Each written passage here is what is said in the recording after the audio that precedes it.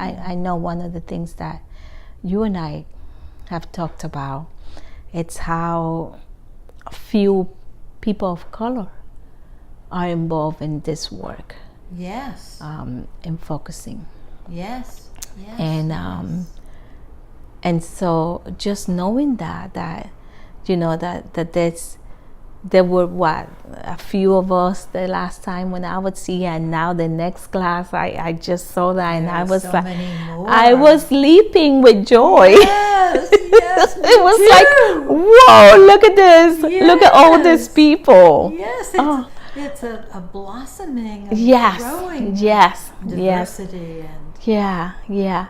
It's really it's really cultivating, and it's cultivating, and I also feel very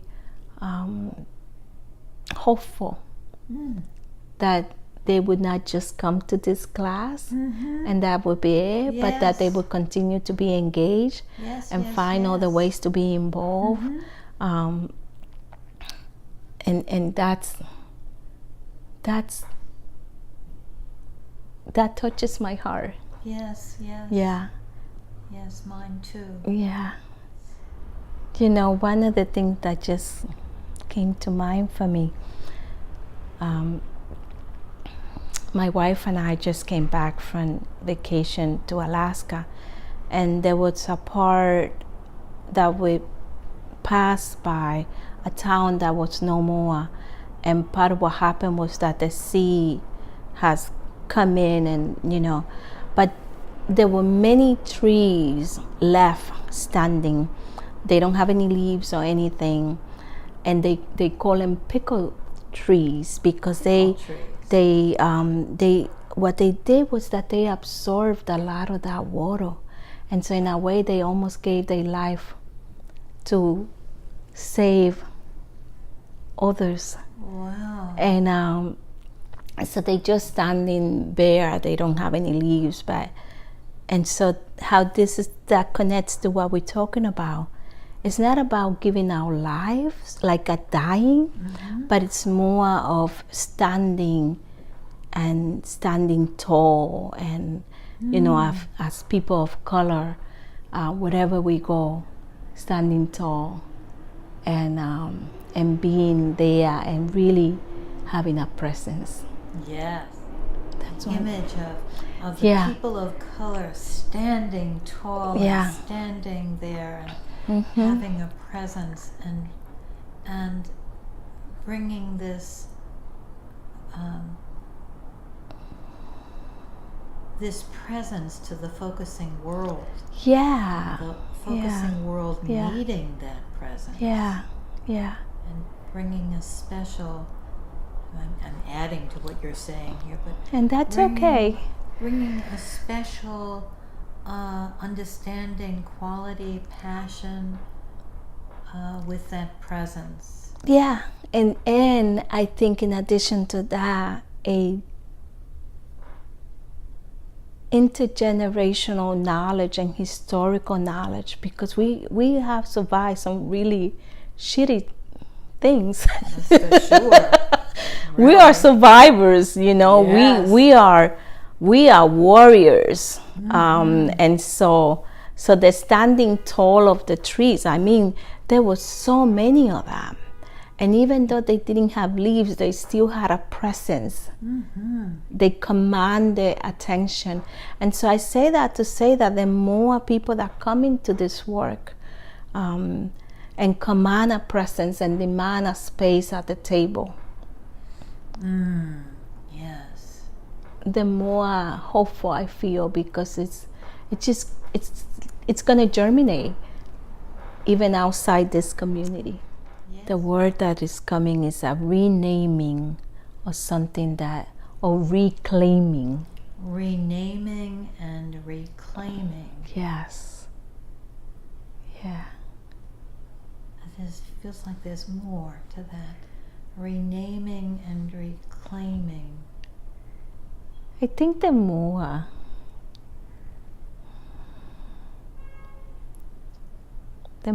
to that renaming and reclaiming it's really the deep knowing that this is not new to POC or to indigenous people, but that now what it's happening is a reframing of something that we know already and for whatever reason had to hide. So I don't know if that makes sense. Reclaiming and reframing something that had to be hidden? Yeah. In order to survive, in order to make it, I don't know. Wow. Yeah. That's this amazing. This is very interesting because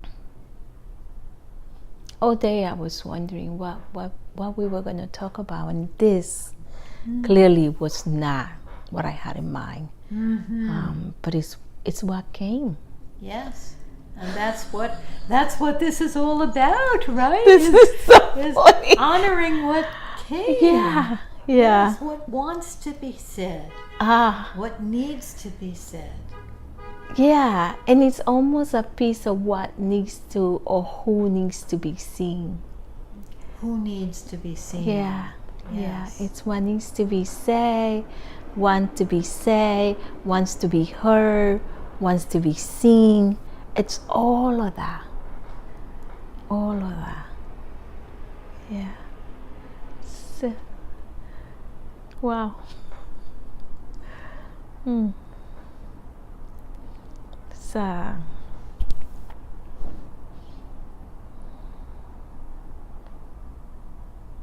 just a sense of the word that's forming is recognition. Recognition, yeah. I don't have the words, but it just feels really almost like it needs to be protected or guarded.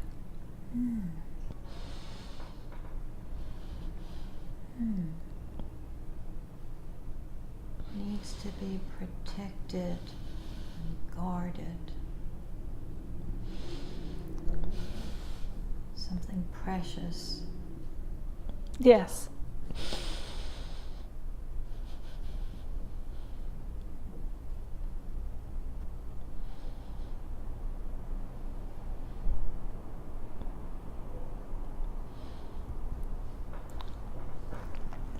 I think it's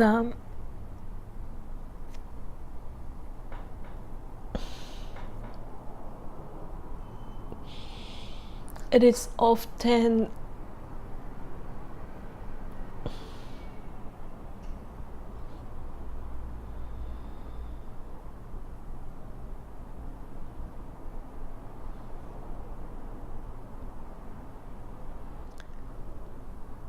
this sense of not belonging,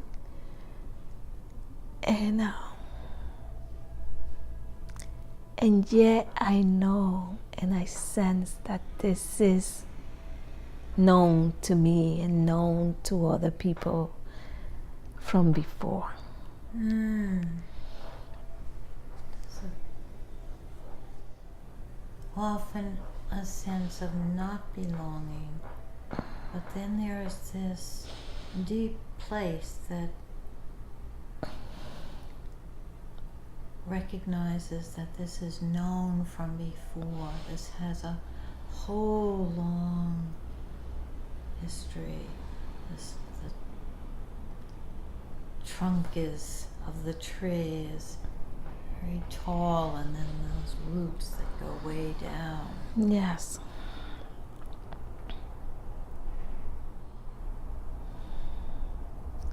There's a deep belonging in that.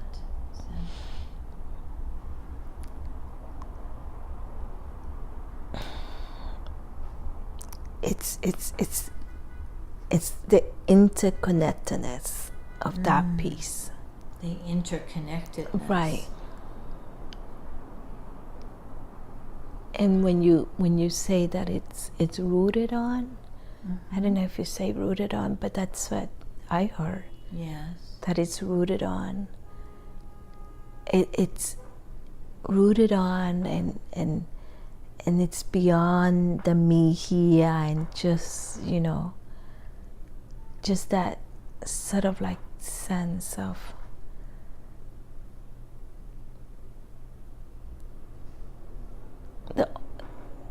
the others, but also the oneness of each other, the oneness, right, of all of the connections that right, go way back and way forward and to other places in the world.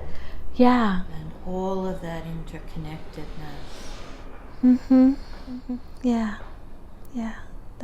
That's in the sense of wanting to also protect that, or those connections in some way, like, you know, the humanity of each one of us. Maybe that's one of the things that we're trying to teach here, or to experience here, is something about protecting the connectedness. Yes. With each other, and also the connectedness with what's coming from inside, or what we call inside, from the interaction. Protecting the sacredness of what can come through us. Yeah.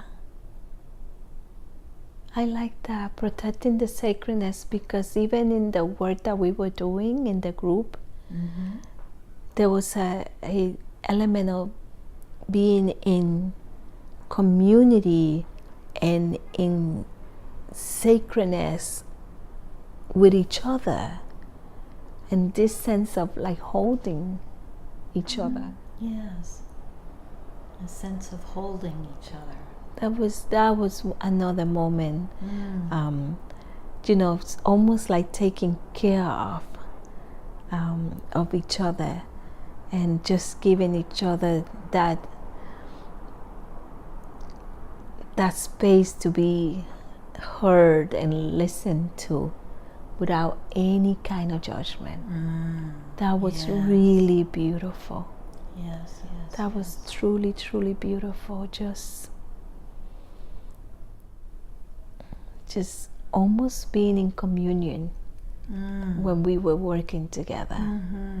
And not to bring in religiosity or religion into it, but that sense of communion, which it's also community. It's holding each other, just like, yes. And that sense of I see you and you see me. Again, that recognition. Yes, that recognition. And see you. Yeah. You see me. Yeah. And I truly felt recognized in the group.